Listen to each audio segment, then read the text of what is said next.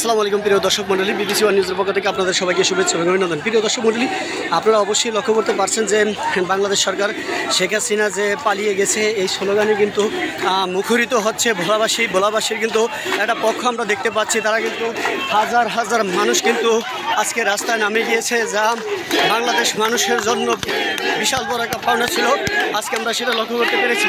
আমরা দেখেছি হাজার হাজার লোক কিন্তু এখন বর্তমানে আনন্দ মুখর হিসাবে তারা কাজ করতেছে, আমরা লক্ষ্য করতে পেরেছি।